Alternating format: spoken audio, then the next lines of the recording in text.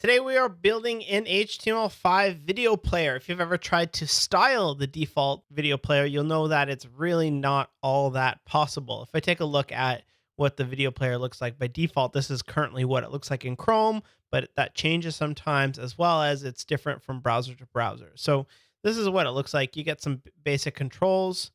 You got to be able to scrub the video. You can change the volume and full screen it, and as well as the other couple other things that happen.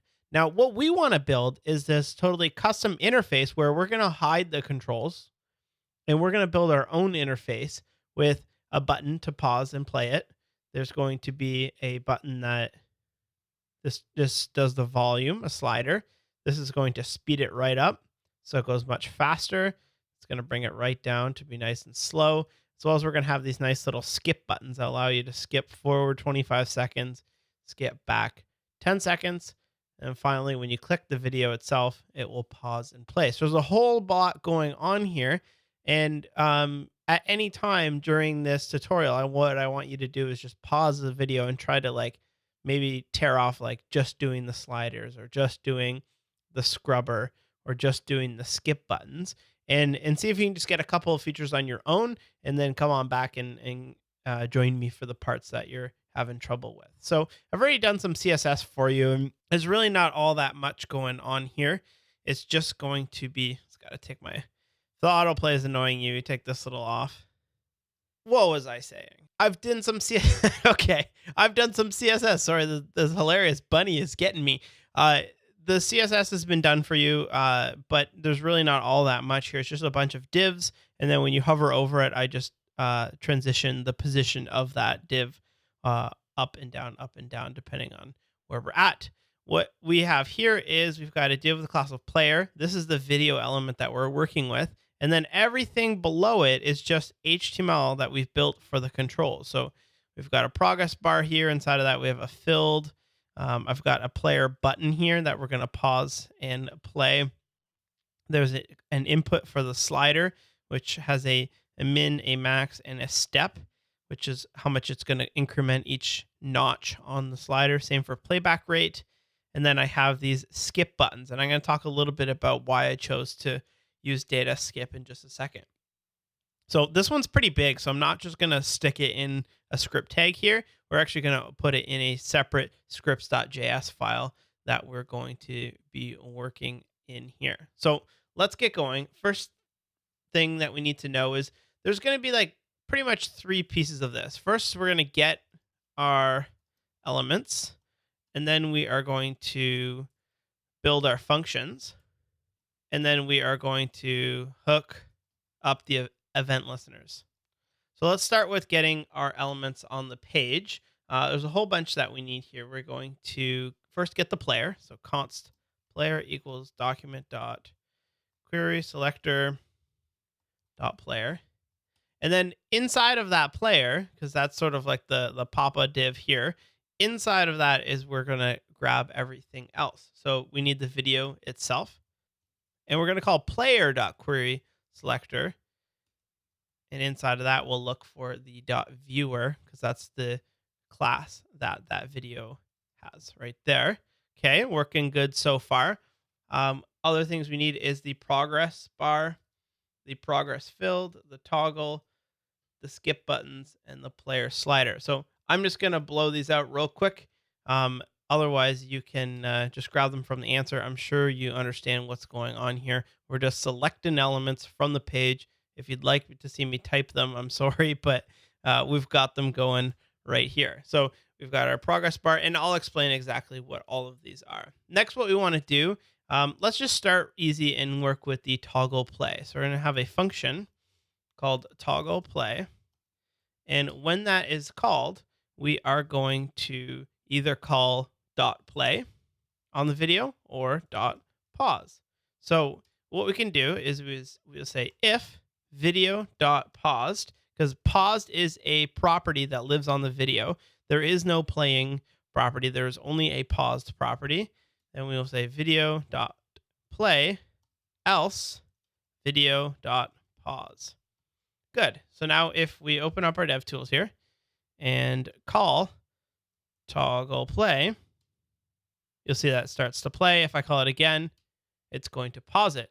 One little thing that you could do here is you could say const method equals and use a ternary operator. I don't know how to say things. Play, otherwise pause, and then because the method name is in a string here, we can simply just call video, access the method name, and then immediately call it. Some people don't like that because they find it hard to read. Don't send me angry mail. Just don't use it if you don't like it. But that is sort of a way. You could even just put this sucker right inside of here if you want it to get really crazy, but we're not dipping down there. Let's just double check that this still works. Working good for me. Okay. So that's our toggle play. Now what we need to do is hook it up both to when you click the video as well as when you click this button. So first we're going to go down to our hook up our event listeners, and we'll say video.add event listener, click. And when that happens, we are going to run toggle play. Good. Now let's try it out. Click, it's going, it's going. Click it again, it pauses, on and off, on and off. Good. Next, we want to hook up this button right here. So what did we call that button? That is the toggle button. So say video, or we can pretty much just duplicate that line and switch out the toggle, add event listener, click, toggle play. There we go. It's working for us. You notice that this button here isn't changing. And for that, we need to update the actual text of this button inside of here. So one way that we can do that, and you might think, okay, we'll do that in here where we'll get the button and we'll say dot text content equals and figure out whatever the play button is. But the better way to do that, because there are other ways that you could pause a video other than clicking on the video and toggling it. Sometimes people have plugins. Sometimes people have, like, maybe you want to pause a video if a pop-up opens. So rather than hook into this toggle play function, what we want to do is listen to the video for whenever it is paused. So whatever causes it to pause, then we can just update the actual buttons right here. So what we could do is we will go to our video, and I'm going to group these together. Video.add event listener, and we're going to listen for play. And when that runs, we are going to make a function called update button, and console log update the button. We'll just say that. So take that update button.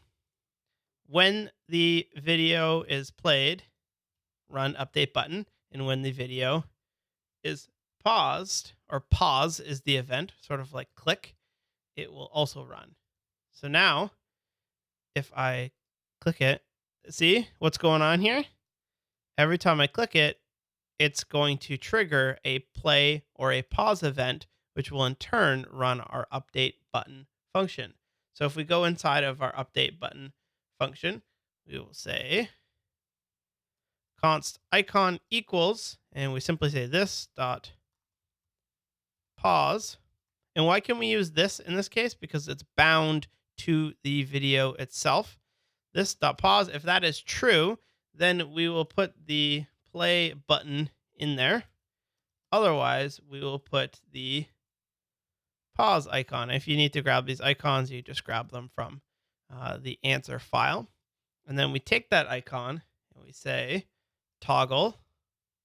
What's toggle? Well, if we go up here, toggle is our toggle button, which is this button right here, has a class of toggle. Good. So we'll say toggle.text content equals icon. Or again, yes, you could take this and just slap it right inside of there. I'm just going to do it in 2 steps. And that should be it. Uh-oh, error on line 17. What did I do? I got 2 question marks. What a silly thing to do. Here we go. Oh, doesn't seem to be working. Let's debug this real quick. Console log, it ran. Okay, it's running. Now let's console log the icon.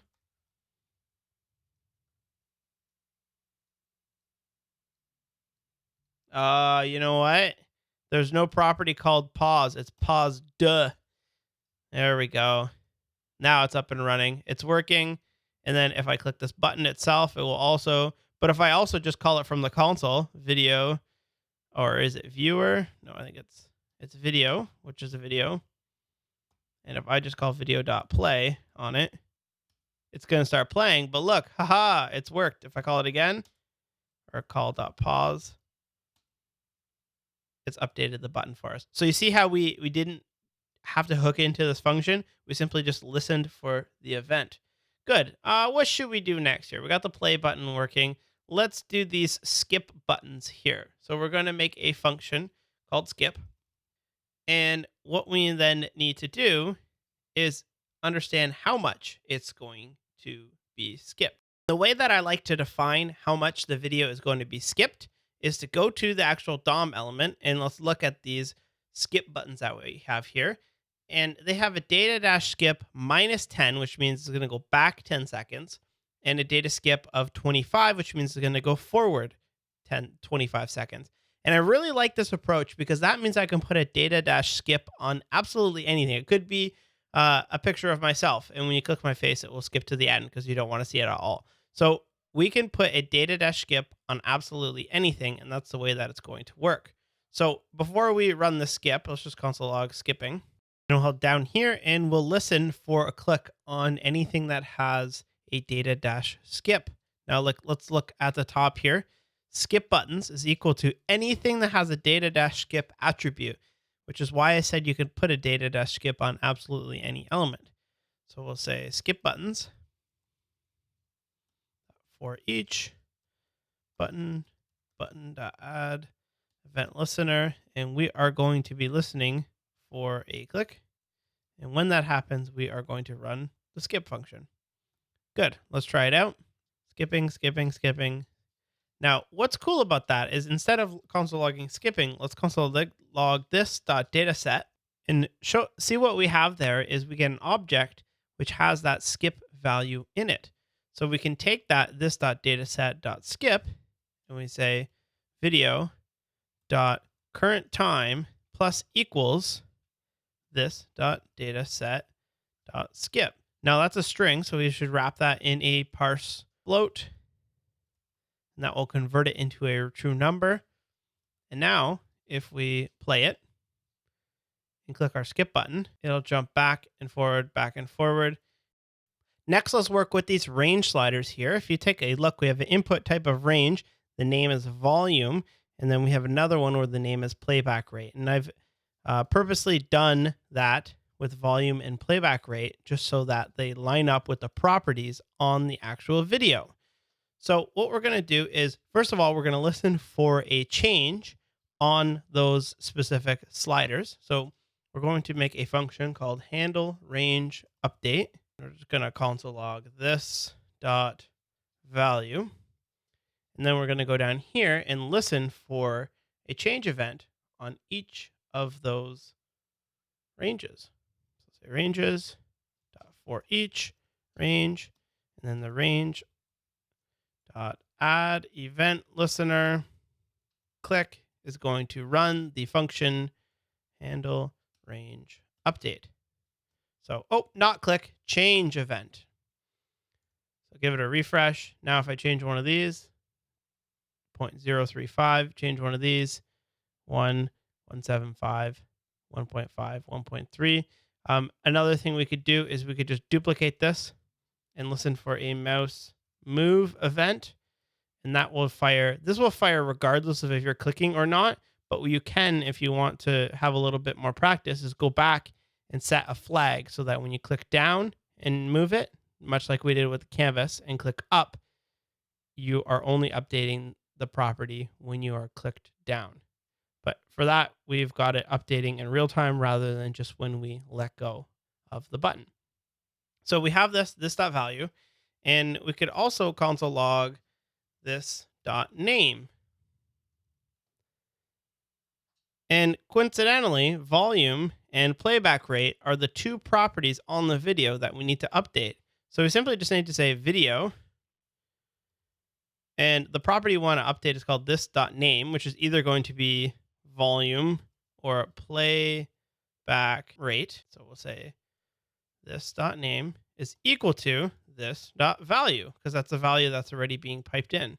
So now if we go ahead and play it, there the volume's right down all the way up, goes super fast, super slow. You get the point, right? That one's a pretty simple one. I'm going to remove those console logs as well as this console log here. Next up, let's deal with the big one, which is this progress bar here. So first of all, when you play the video, the progress bar should be updating in real time. Let's do that first. And then second of all, when you click on it and drag, it should update the video to correspond with that place. So first, we're going to make a function called handle progress. And we are going to make a percentage because essentially how it's going to work is we're going to go in there, we're going to inspect this progress field here, and you see how we have a flex basis value? We're just going to be updating that flex basis value of sort of like updating the width of the progress bar, and it's just going to correspond with how long it is. So if we have 0% being not started at all, 100% being totally finished, we simply just need to calculate that knowing how long is the video and how far are we right now. So const percent equals, let's say, video.current time divided by video.duration. Current time and duration are just properties on that video, and we multiply it by 100, so we're getting a not 0.5, but 50%. And then we simply take the progress bar, which we've selected at the top here, progress bar, and we append the styles. .style.flex basis equals, and we simply pop in the percent variable and put a percent sign on the end there. So that doesn't work just yet, and why not? It's because we've created the progress, and if I were to run it manually, it would update itself, but we want it to run every so often. So should we put that in like a timeout or a interval and run it every second? No, what we'll do is we will listen for the video to emit an event called time update. And when that happens, we will run handle progress. So you just duplicate one of these, video, add event listener. We're going to listen for the time update event, and we're going to run handle progress when that happens. There's also an event called progress, and I don't know the difference between the two. I've looked and I don't really understand. But as far as I've tested, both progress and time update will just trigger when the video is updating its time code. And then if it's paused, it's not going to be unnecessarily running that function. So now we'll give it a play. And it seems to be working just fine. If I use these skip buttons to skip ahead, you'll notice that it updates itself nicely as well.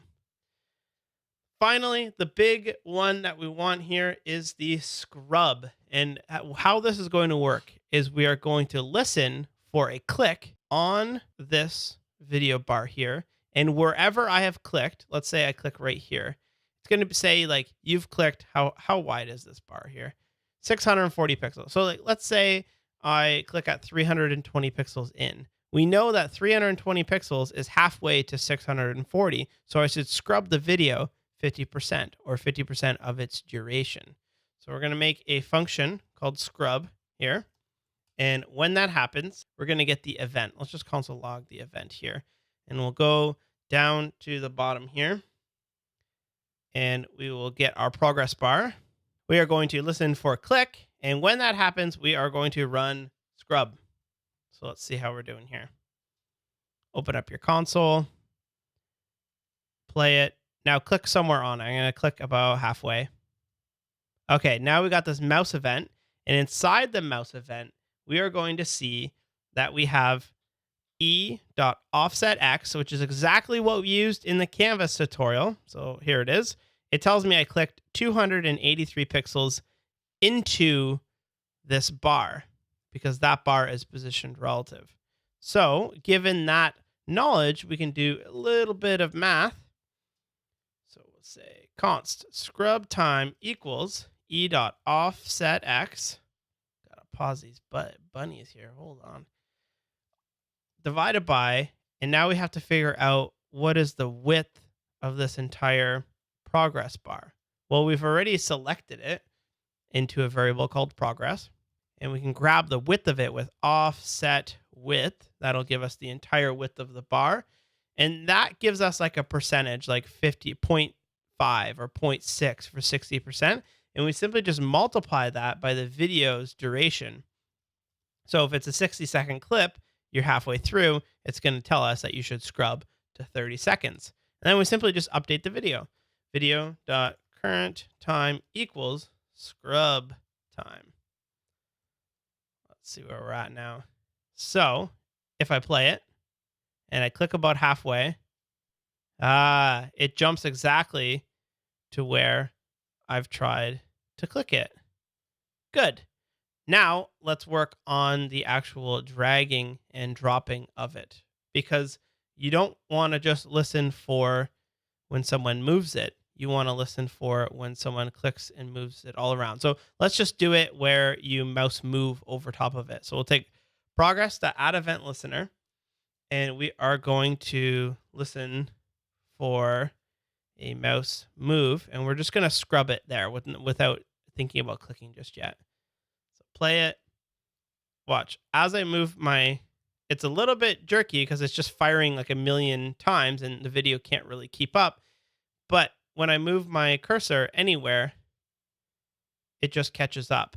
Now that's not really all that great, and because I want to be clicking down. And what did we do in the canvas example? We created a flag variable, set it to false, and then when you clicked, we set it to true. So this is what we do. We say let mouse down equals false. What is the person currently clicking or has their mouse down? No, that is false. And then when someone mouses down, we'll set it to true.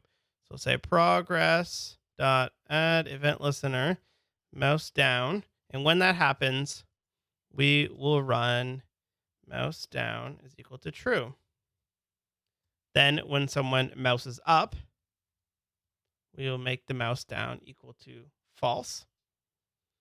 And then the scrub, when someone moves their mouse, what we want to do essentially is we would run a function here that says if mouse down, then we want to scrub, right?